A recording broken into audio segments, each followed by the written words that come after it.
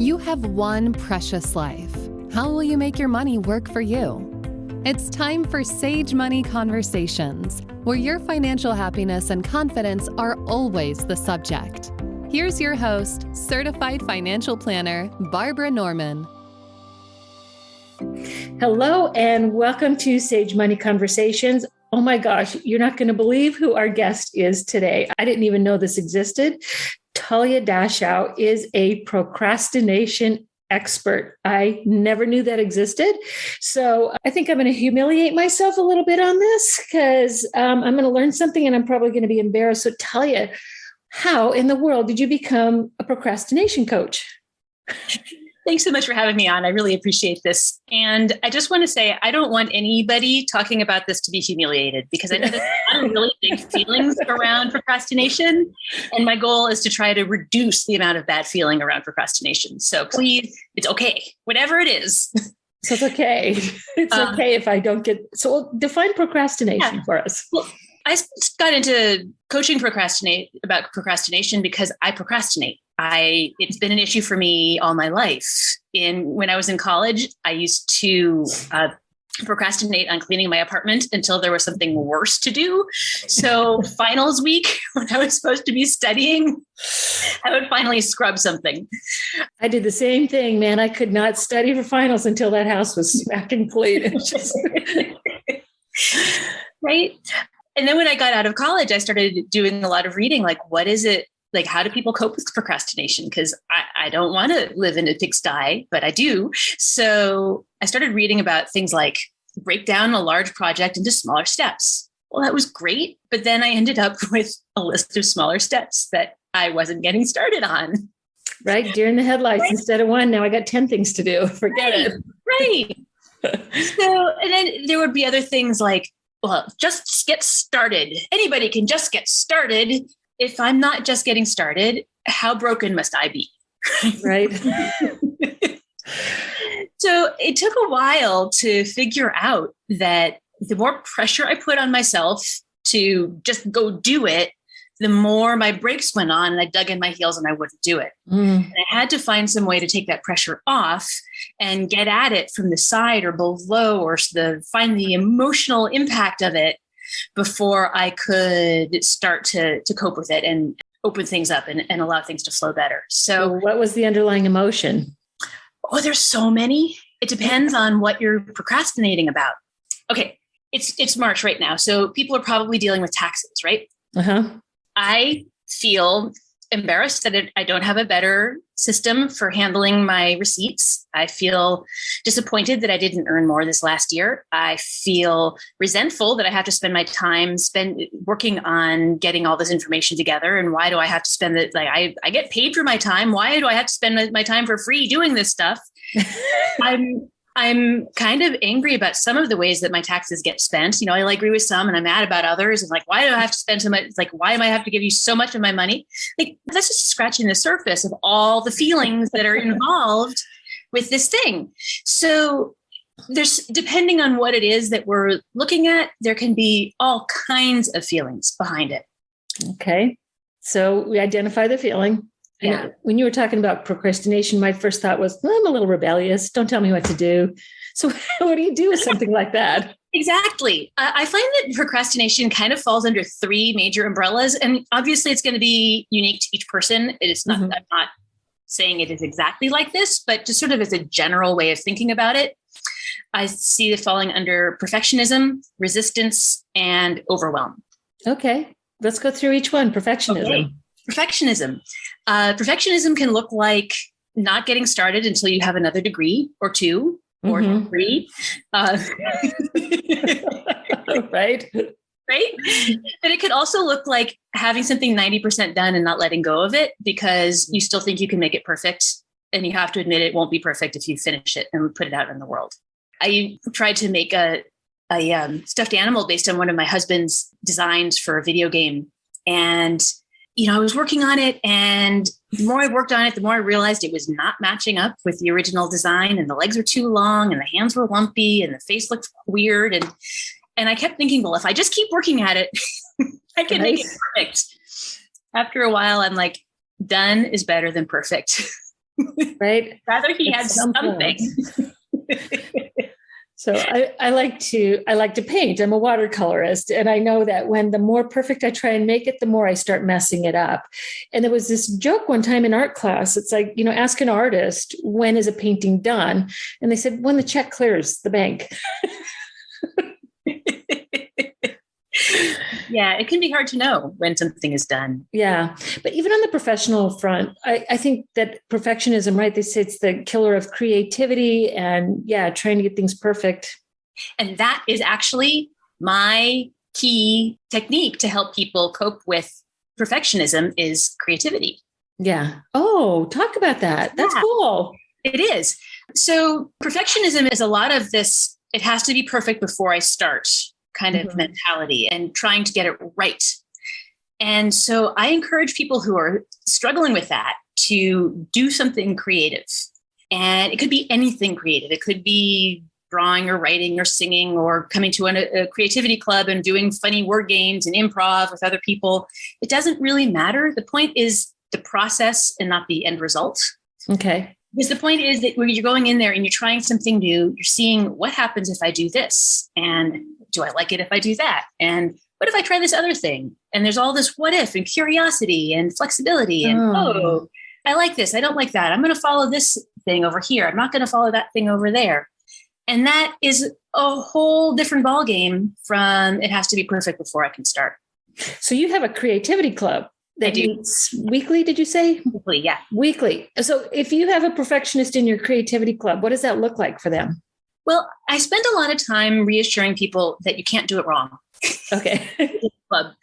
Because all of us, so wanting to get something perfect taps into some really primal emotional stuff for people. Mm-hmm. We are social beings and we want to be thought well of in our social circle, and we want to not get kicked out. Because once upon a time, if we got kicked out, we would have died alone and hungry and mauled by bears. So it's really kind of a primal instinct to check what other people think. Conform. Yeah. So when we're worried about whether the thing that we are creating will be accepted among these people that are important to us, of course we worry about whether we've done it right or well enough.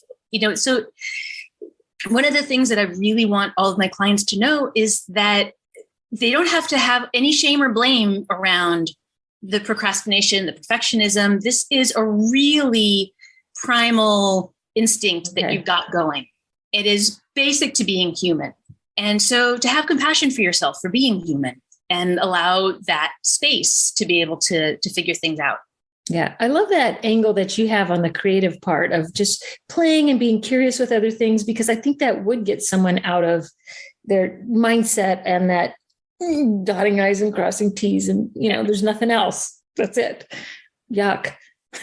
Okay. So the second underlying procrastination, the second underlying element is resistance. Resistance. Okay. And resistance usually comes in a couple of flavors. One is you can't make me. Okay. And the other is I really want to avoid the feelings around this thing. Yeah. Okay. So you can't make me is often comes up when people are still okay. So I sometimes take my clients through looking at all the different parts of ourselves. Because we have a lot of different parts of ourselves and they all have something really important to say. And often the teenage part of ourselves didn't get heard and is still trying to get heard and is in there saying, you can't make me, because at some point someone made her. Right. And he's still mad. Now I wish I wouldn't open my mouth at the beginning of this. Busted. This is normal. I mean, parents want their kids to conform, but then when the kids grow out and become adults, they want the kids to be the adults, to be creative and unique and all of that. But when they're kids, they really want to do what I say. Right. So it's understandable that a lot of us hold some scars around that, about feeling not heard, about feeling like we were pressured to do something we didn't want to do. Like, even if it's cleaning our rooms, which apparently stayed an issue for me for quite a while. It's the resistance is understandable. It's part of our existence as human beings to have these kinds of situations come up. So I find that figuring out what part of me is resisting and seeing what she needs can really reduce some of that. Okay. And then the other side of it is the emotional aspect of it. Like, I've got all these feelings about having to do taxes. I don't want to feel any of them. So I'm just going to sit here and eat peanut butter right out of the jar because think of a random example. It's better than a bottle of red wine. So, okay. Right. I mean, it's normal to want to avoid when you have like these huge bad feelings about stuff. Mm-hmm. Yeah. You want to avoid it. So you resist doing the thing that makes you feel bad. Okay. So perfectionism, resistance, and the third one? Overwhelm. So there's part of overwhelm that is actually the thing you're trying to do is too big, in which case, chopping it up into smaller steps is actually helpful advice. It's just not a one size fits all kind of advice. Got it. So go ahead. Oh, just to finish that thought is that some of the overwhelm is also the bad feelings. So if you're feeling ashamed for not having done a thing or worried about how it's going to be received, or worried that you're not perfect enough, all of that is on top of the whatever it is you have to do that you don't like doing. And so you just keep piling up bad feeling onto bad feeling, and that is overwhelming. And it's going to be really hard to keep going forward until you unpack some of that. And that's curious because I think about like at work, the inbox, like sometimes the worksheets in there just multiply like rabbits. And yeah, we all get overwhelmed and we don't want to deal with it. And even if we break it down into small projects, at the end of the day, that in basket is still just as full as it was. Like, what do you do with that? So there is a piece of our world that is really busy. Right. And we are all really busy. And I can't change that. But what I can say is we don't have to wear busyness as a badge of honor. Mm-hmm. And we can honor our own energy levels. Because I know that if I keep pushing myself to keep going after my energy has tanked, I'm not going to be doing good work. Yeah, that's true. That's true. So, allowing ourselves to have some compassion for where our energy levels are, what we can handle in any given moment. And maybe it's everything in our inbox and maybe it isn't. But one thing that I have seen help a lot of my clients is to change your goal from being a results-oriented goal to a process-oriented goal. Oh, interesting. I had somebody who really, really wanted 0 emails in their inbox at the end of the week. It was their goal. 0 email. I have like 2,000 emails in my inbox right now. So I do not share this particular goal, but I was all in favor of trying to help reach this goal. But they kept having this feeling of, I'm not getting there, so I'm going to give up. So it's all or nothing. Yep. And that doesn't help because then they feel bad. They didn't get there and they feel bad about it and they're giving up and they feel bad about giving up too. So when they changed their goal from 0 emails to spend 10 to 20 minutes a day working on reducing emails, that was a process goal. That's something that they can schedule in. That's something that they have some control over. They can achieve that. It's a doable goal. Sometimes they'll spend more time in the day doing that, but at least setting aside that amount of time that's manageable and repeatable, and it gives them some momentum and it gives them some feeling of accomplishment. And it's not this all or nothing. I can't make it to the top, so I'm not going to even try. That makes sense. That makes a whole lot of sense. Give us another example of procrastination. It's kind of if someone came to you and started working on procrastination.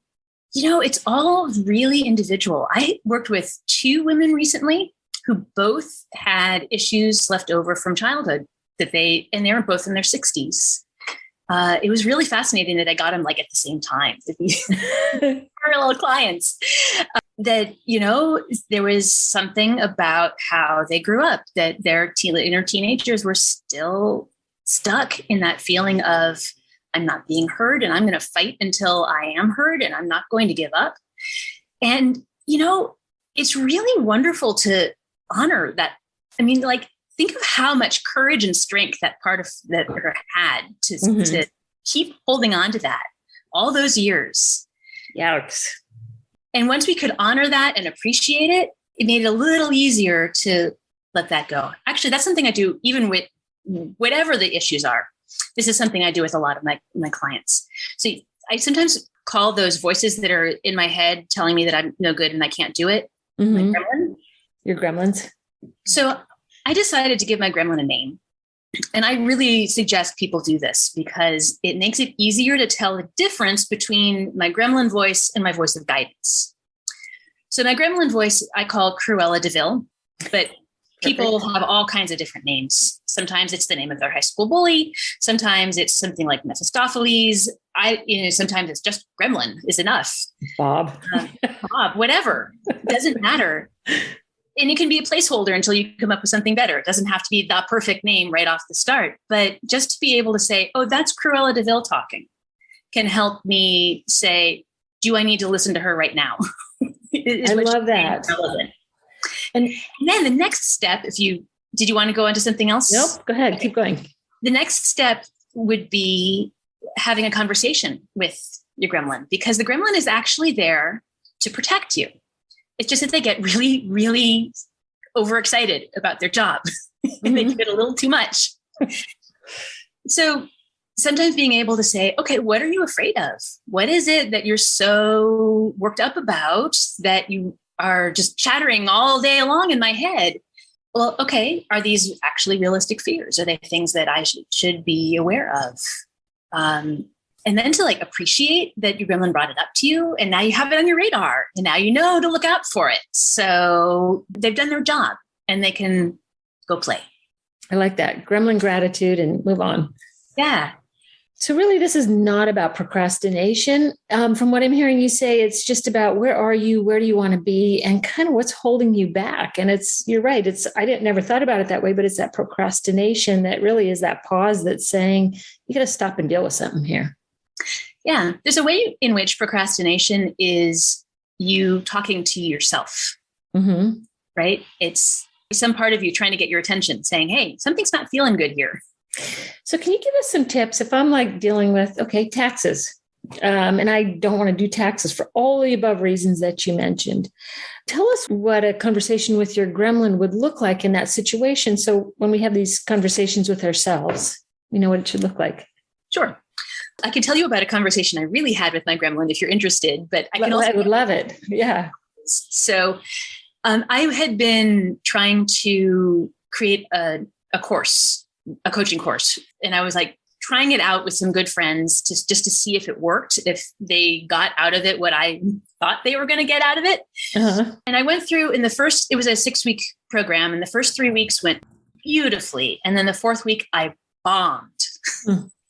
I left that 4th session with that horrible twisting feeling in my stomach of that was horrible. And I screwed up royally. And my gremlin was going and now I should never try coaching again. And what was I thinking? And nobody would ever hire me. And I said, I know what to do.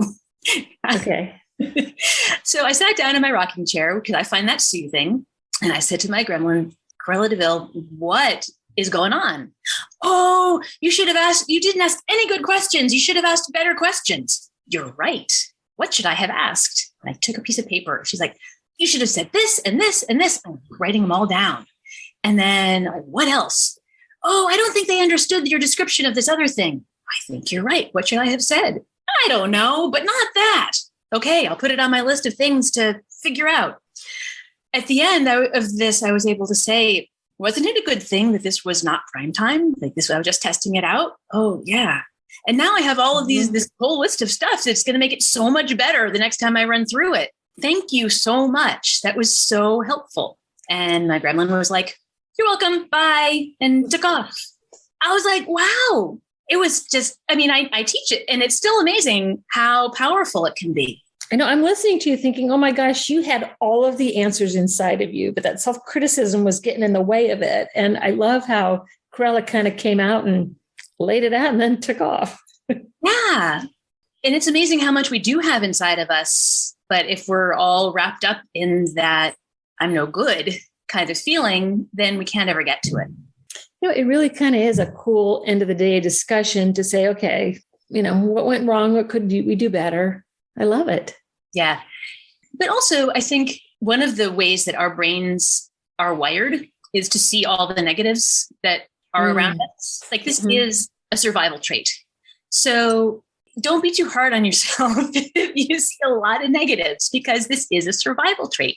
If there's a rustle in the grass, you want to know if that's a poisonous snake or a leopard about to pounce. That's important.